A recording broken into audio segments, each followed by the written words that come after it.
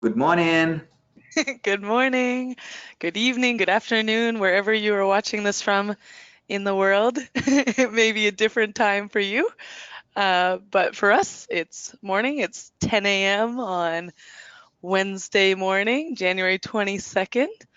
My name is Clara Kelly. I'm the International Immigration Advisor at Nbcc. I'm here in Moncton, New Brunswick, with lots of bright snow in the background. Hanny, where are you calling from? My name is Hani. I'm International Affairs Coordinator at Nbcc, and I'm working out of Fredericton Corporate Office. And it's really bright today. It's a beautiful day, a little bit chilly. Yeah, very Thank cold. you, thank you, thank you guys for watching and for your attention and all the questions.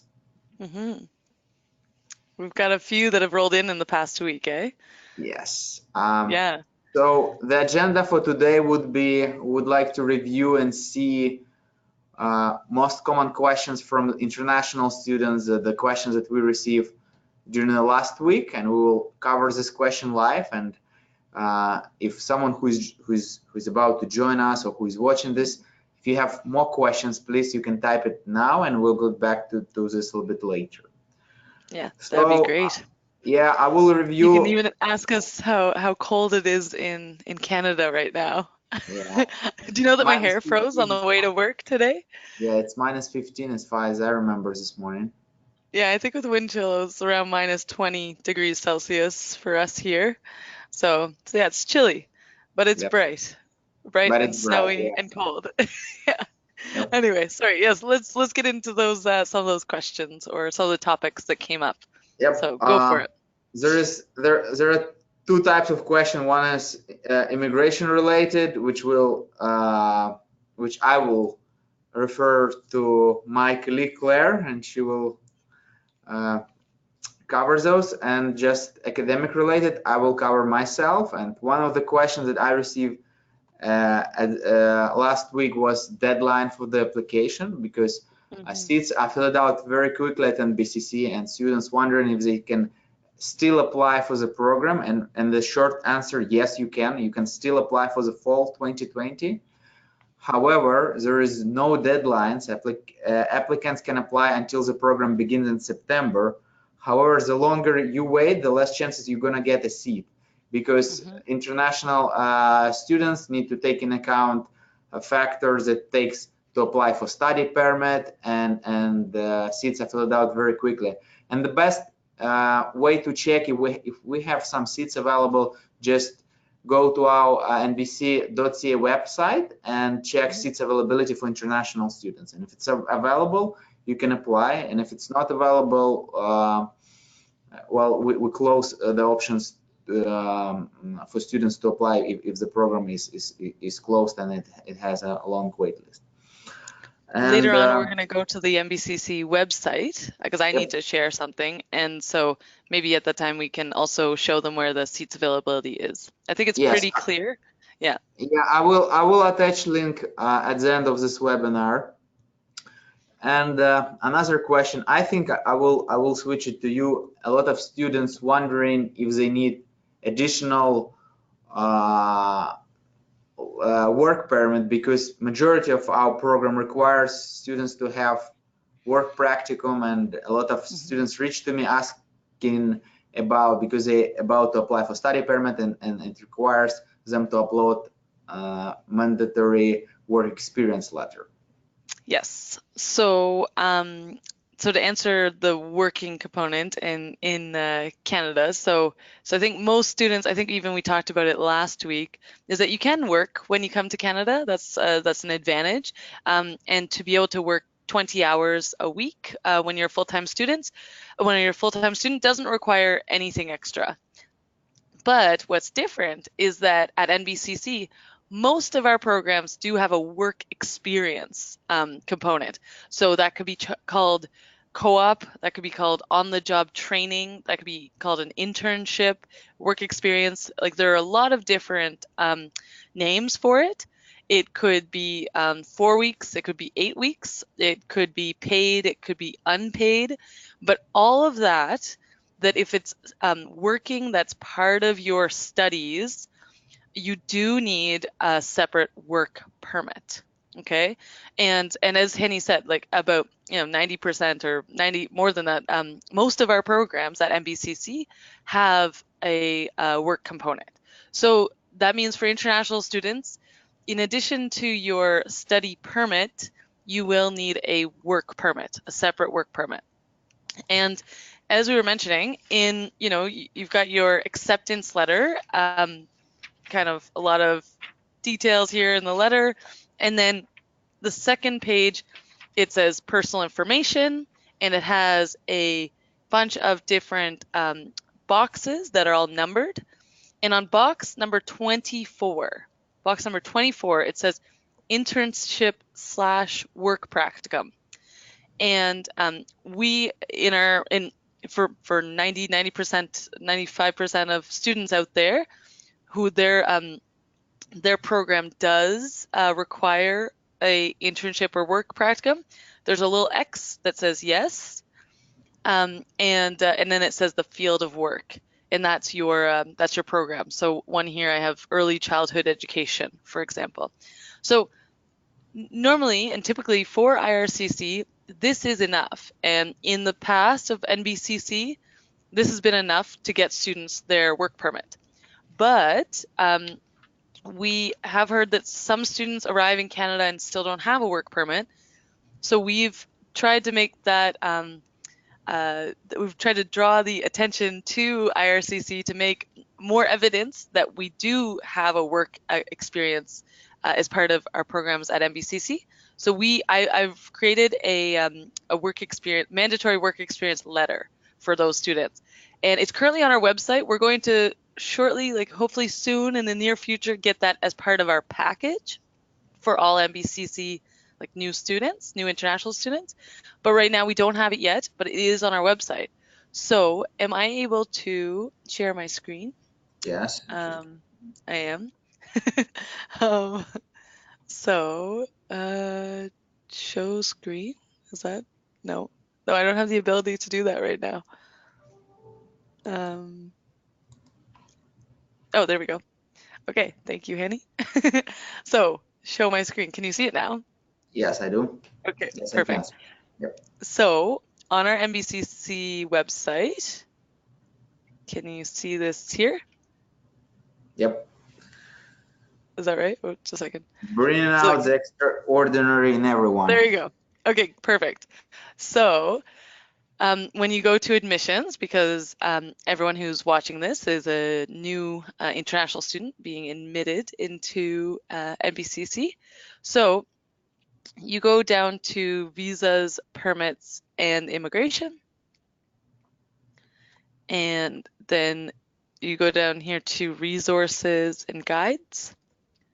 And so one of the resources I've created here is the mandatory work experience at Nbcc, the letter.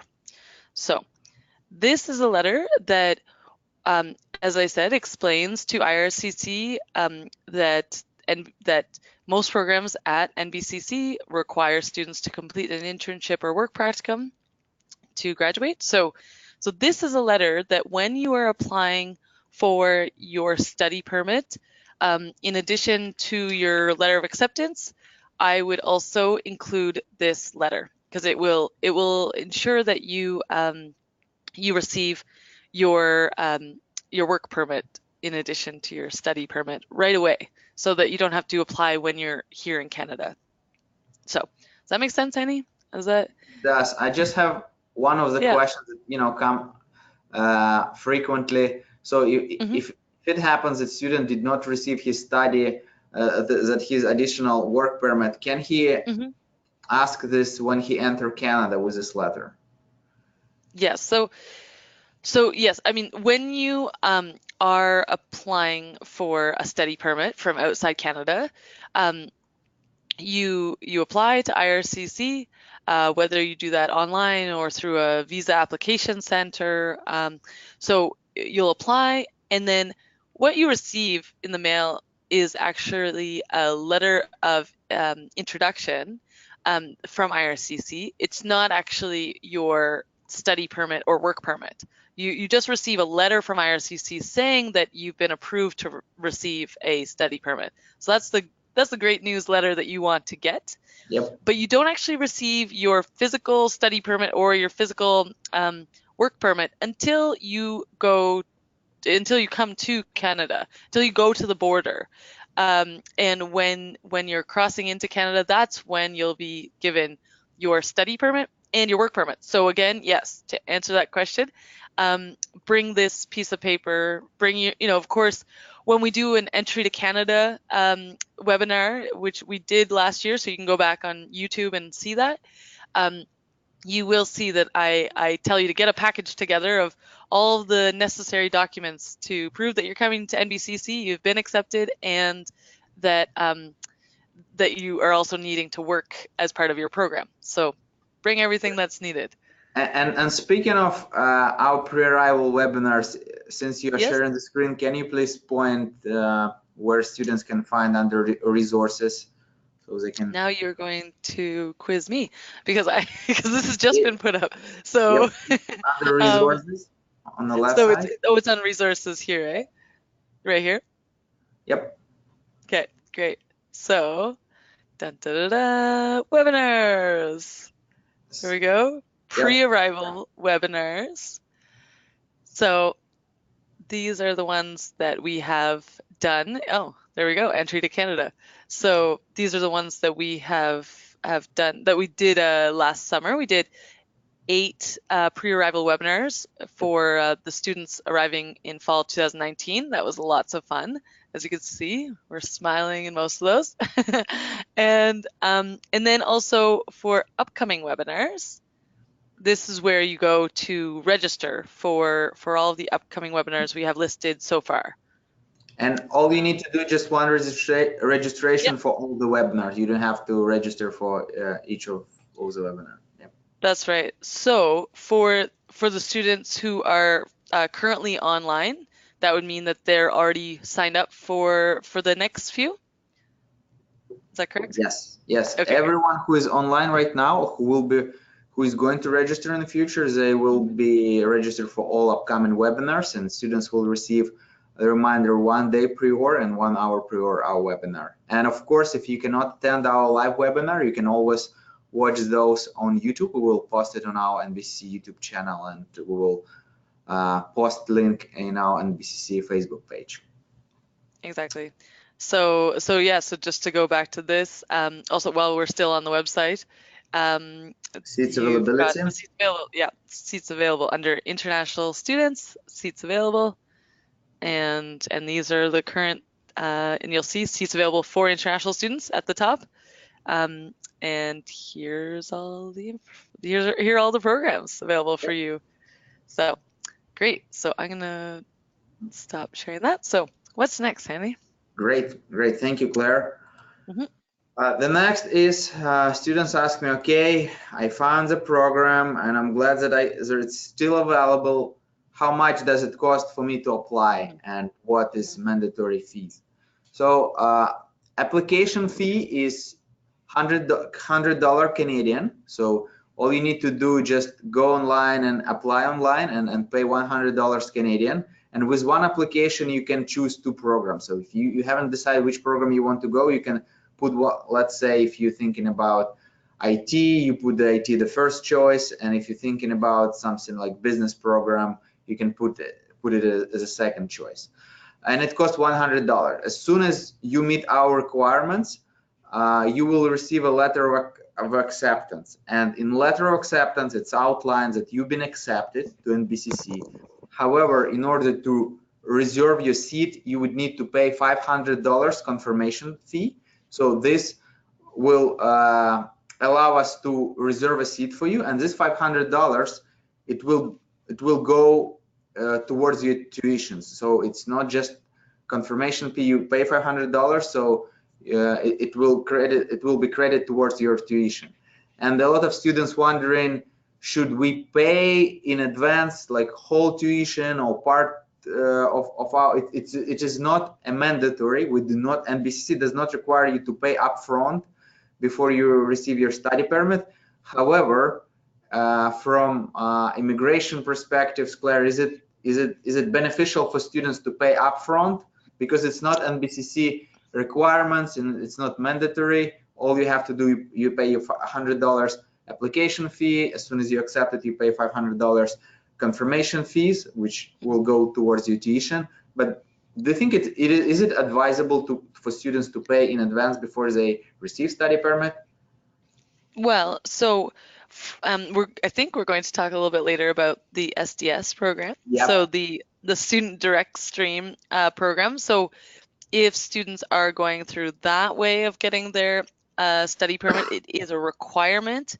If they're not, it is so for most of the world, for the regular study permit application, what's required is that you have enough money, like you can prove that you have enough money for the first year of tuition, and approximately $10,000 Canadian for living expenses, for living in Canada. So you need to, so for Nbcc, that adds up to about $19,000, $20,000 Canadian. So you need to be able to show to IRCC through proof of financial support or funds, like so bank receipts, all that. You need to show that you have that money. But one way that, so it's not mandatory that you pay anything in advance when you're applying through the regular study permit stream, but if you wanted to pay your tuition in advance through Pay My Tuition, then that would show a receipt that yes, you've already paid that 9,000 whatever dollars, and so you don't. That's one less bank statement you have to show, because you could show you've paid the tuition. Now you just need to show for $10,000, and that could come from a bank statement. Great, thanks. And So, speaking of SDS stream and student direct stream, yep. Students ask me if I'm eligible for this stream, and then because they're not sure, because because immigration and study permits, it's the big topic. They hear about the SDS stream and they're wondering if they're eligible to apply under SDS stream. So you want to know if they're eligible? Is that the question? Yes. Okay, so I'm going to share my screen again, if that's all right, because luckily, so this information is on our website. So now you can see my screen again, still on the seats available? Yep. Yep, okay, great. So back to the international applicants. So my area, of course, of expertise is the visas, permits, and immigration. So again, in the resources that I've created for immigration and visas, so the top ones are the requirements and steps for SDS countries and all countries. But I'm going to go to SDS countries because it actually does show you both the difference of both options. So what I will say up front is that the only students who are eligible to apply through the student direct stream are students who are legal residents of China, India, Pakistan, Morocco, Senegal, the Philippines, or Vietnam. So currently, that's those are all the students that are able to apply through SDS. So if you're from another country, you don't have that option at all, unfortunately. But IRCC, who knows? Like this used to only be 4 countries, and now they've expanded it. So who knows when this might expand to more countries? So just stay tuned. But for right now, only students or future students from China, India, Pakistan, Morocco, Senegal, the Philippines, and Vietnam are able to apply. Okay, so students from those countries now have 2 options to consider when they're applying for their study permit. So they can either go through SDS or they can still go through the regular study permit stream. So a few of the advantages or requirements of the SDS stream is, so the big advantage is that it's 20 calendar days to process. So that's nice. That's much faster, or it's usually faster than the regular study permit stream, which based on the time of year it could be 20 days, but it could be, 2 months, 3 months. So that's definitely an advantage, is to get that permit accepted faster. With the student direct stream, you have to apply online, but even with regular study permit stream, IRCC is recommending everyone apply online anyway.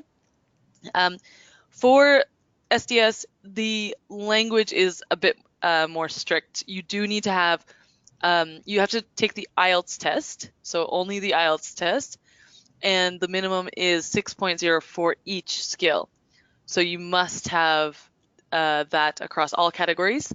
Whereas study permit stream, you only need to meet our requirements and prove that you've done one of the many tests available that we have approved. I think, Hanny, you said we have 7 options. Is that Yes. correct?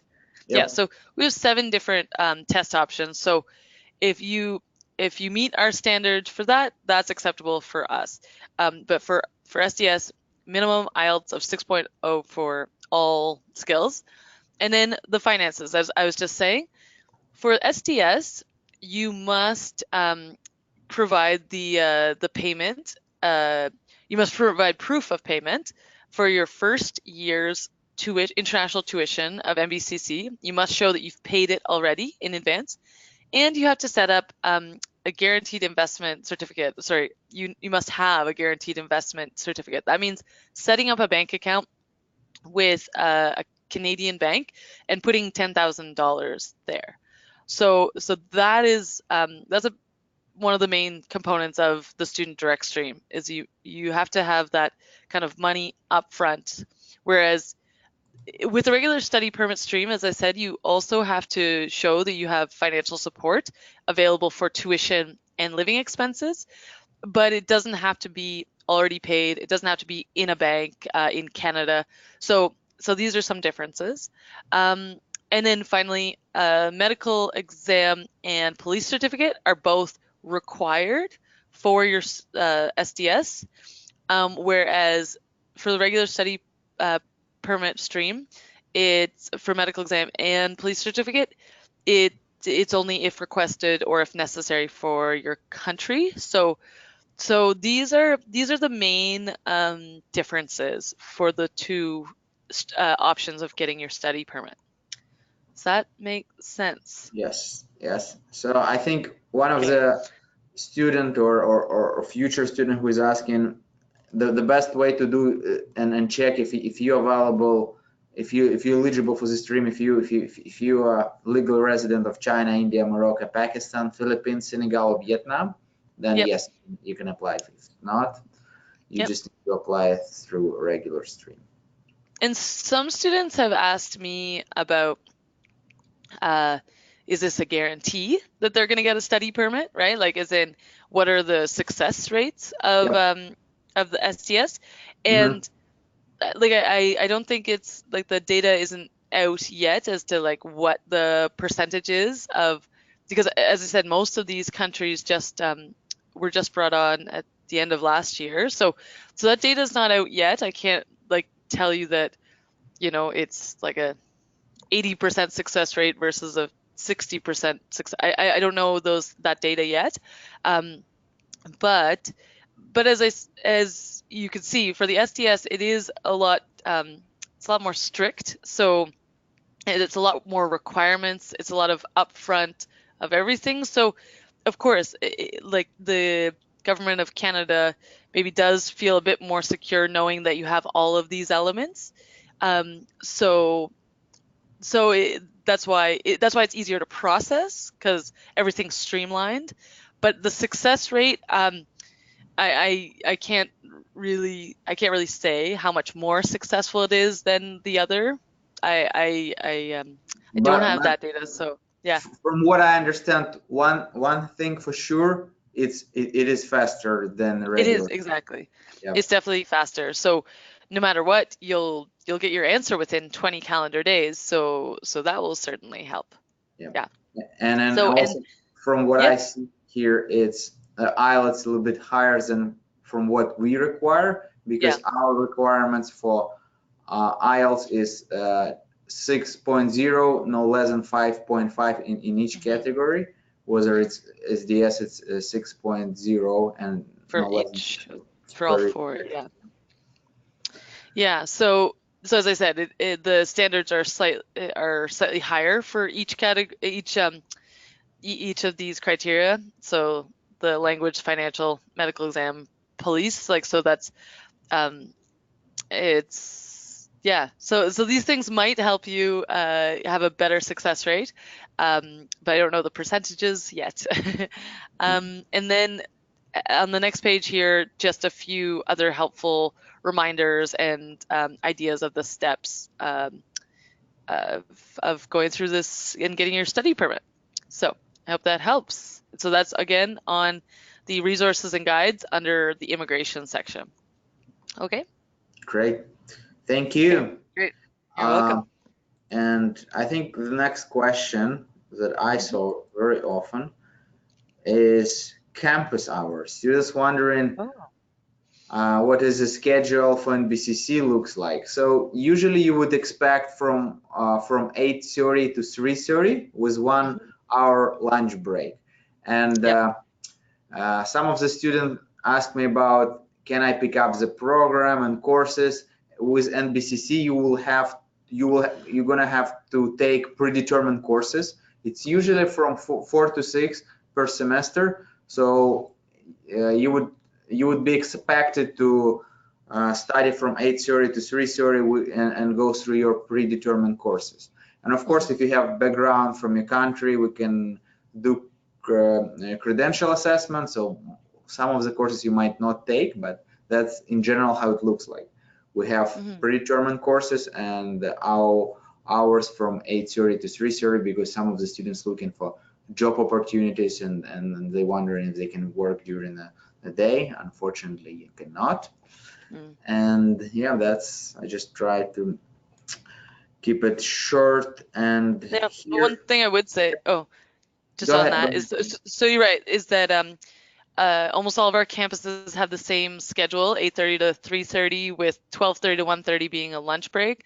So you're right, Annie, it's not much flexibility during the day. You can't do some part-time work during the day. You can after in the evenings.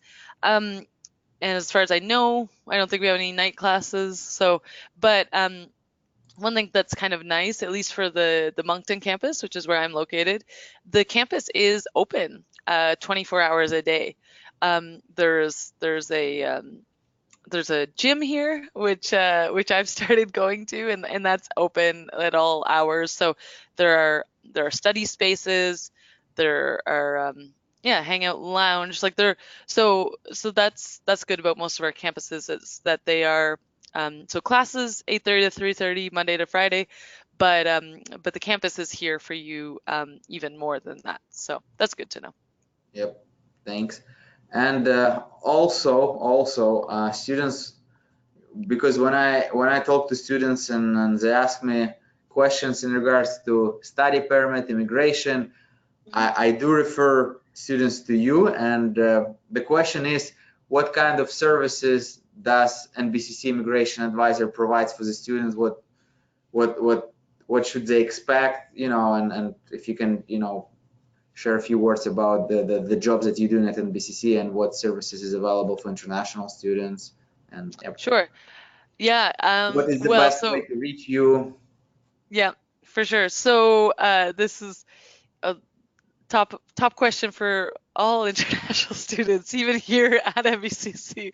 So,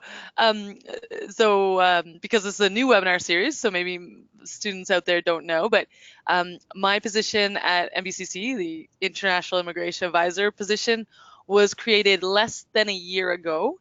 So we are still in the in English we say growing pains. We're growing into what this role is. We're growing in. We've grown a lot with our international student population here at NBCC. Yep. Um, Hanny's been a huge part of that. I've just come on, as I said, more recently. So as a college, we are certainly figuring out how to best serve our international students here, and I'm part of that journey, trying to figure out how to best serve all international students.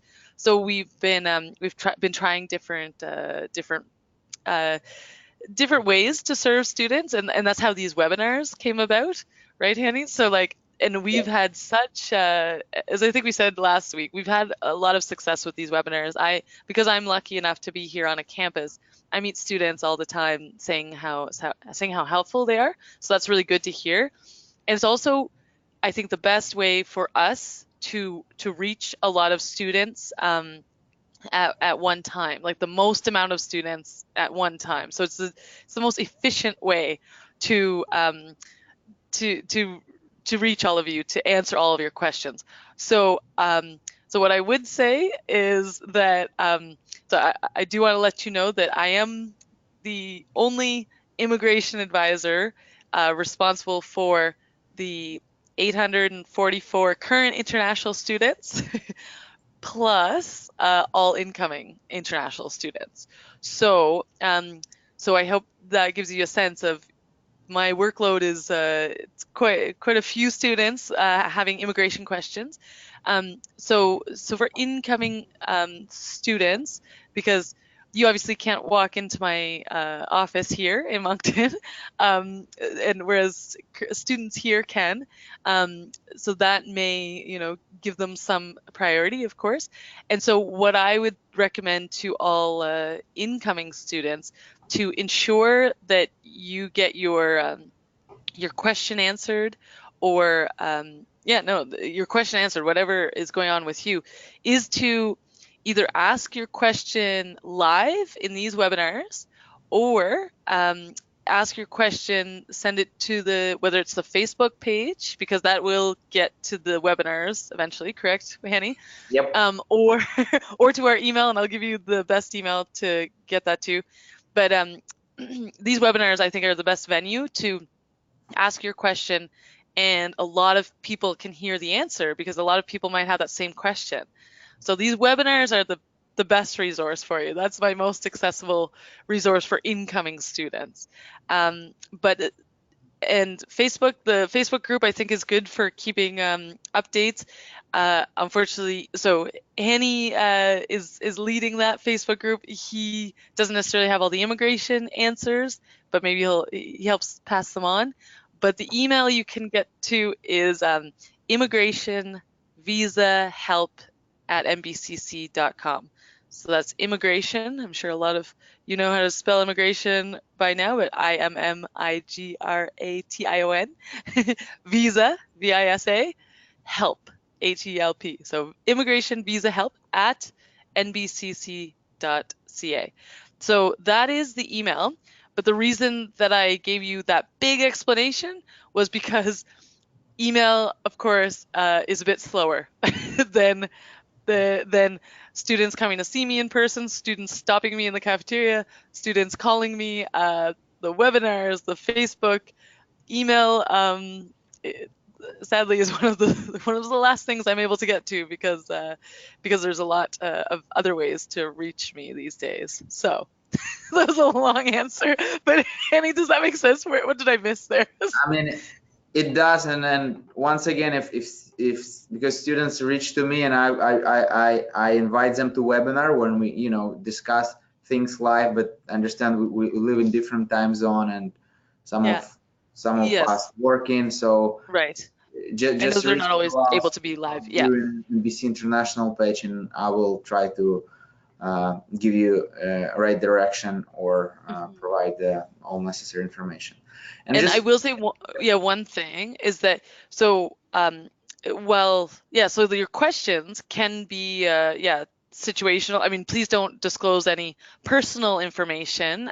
Like if you're going to ask on the webinar or to a Facebook group or whatever, your question should try to be as that general as possible. But like if a lot of students have the same question, it might be like your situation. So if you have a spouse or a child, or if you have whatever. So so that's helpful, because one thing I cannot do is I'm not a caseworker. I can't help each individual student from the moment they apply for their study permit until they arrive in Canada. I'm not able to do that for all the students. I'm able to provide as much advice and direction and help as I can. I'm also creating as I create them, as I give more presentations on campus, I do add these to our website on those resources. So stay tuned to that resources page, because so you'll see on there I have a presentation that I gave in fall 2019. I have one that is life after Nbcc. So all of these resources are going up on the website as I come up with them. So sorry, Great. does that help? Yeah, it does. I just want to remind the students who's watching it, if you have any questions, you can type them in question Yeah, bar and we will get back to your questions. I don't see any right now. Do you? No, I don't. Not yet, but still got time. Yep. So do you have any other questions that came in during this week? Well, one of the questions I hear pretty frequent is about if I don't have English proficiency test, can I apply? Because at Nbcc we do require you to, if English is not your first language or you haven't done the study in English, we do require you to provide English proficiency test, which you can find variety of tests on our Nbcc international page. And we have few pathways with English schools.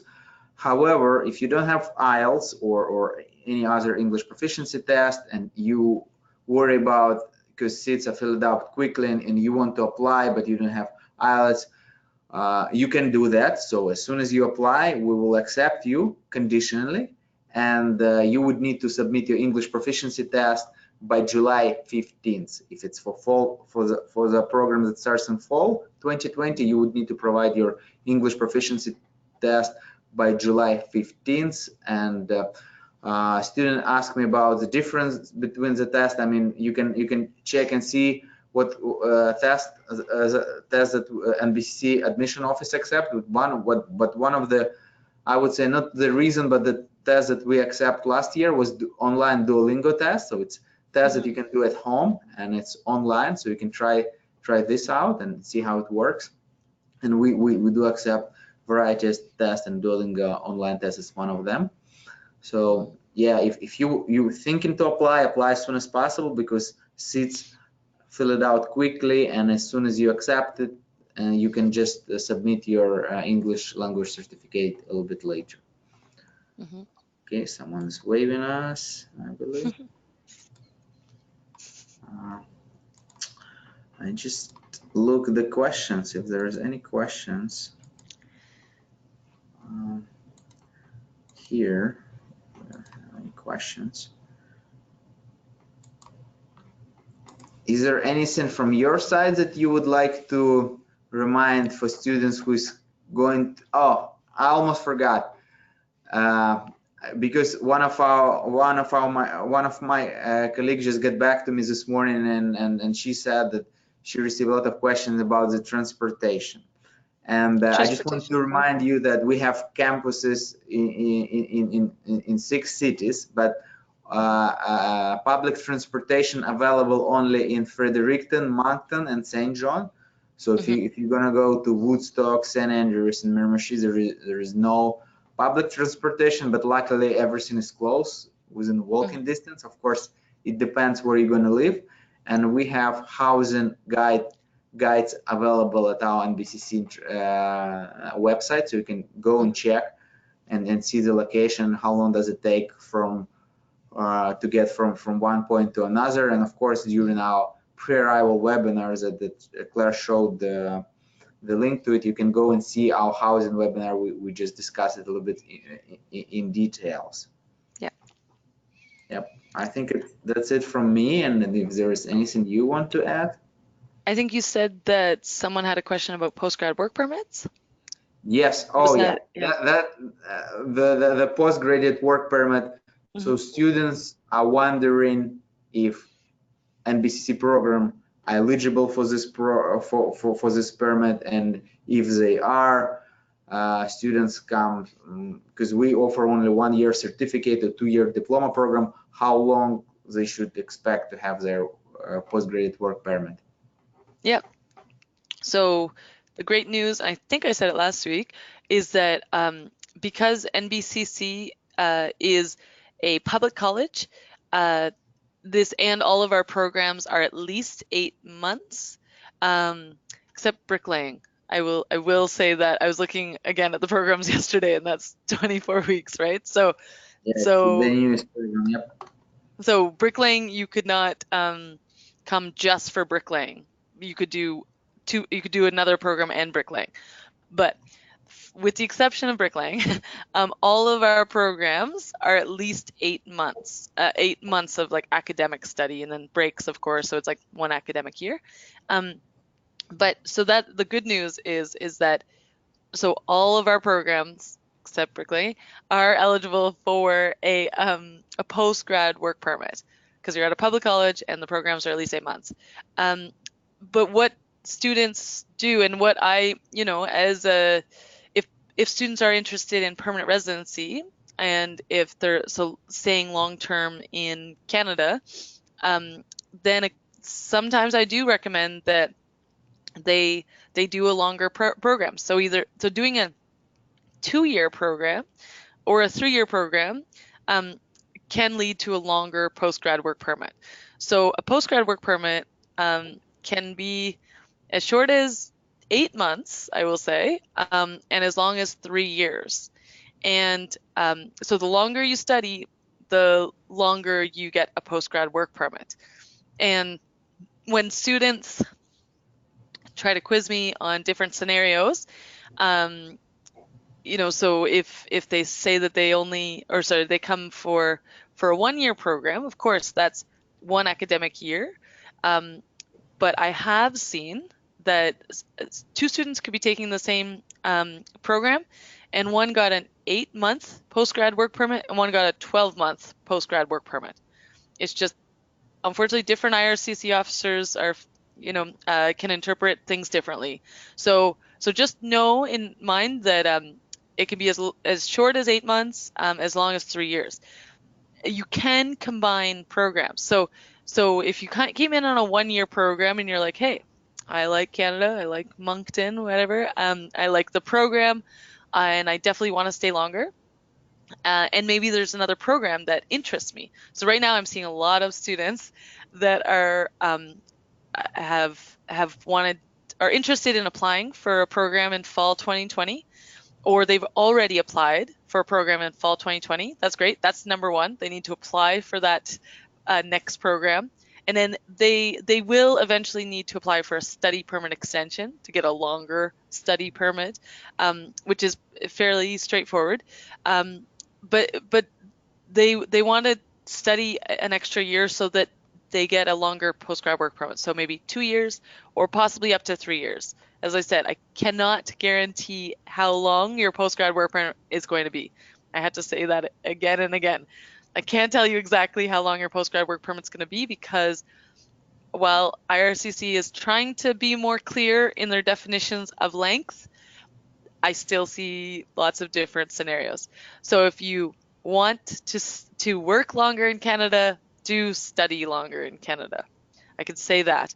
And if you are a younger student, or like if you haven't worked in your home country, or if you're someone who's worked in your home country but you're planning on doing something completely different, I would recommend that you study at least more than 1 year if you're interested in permanent residency.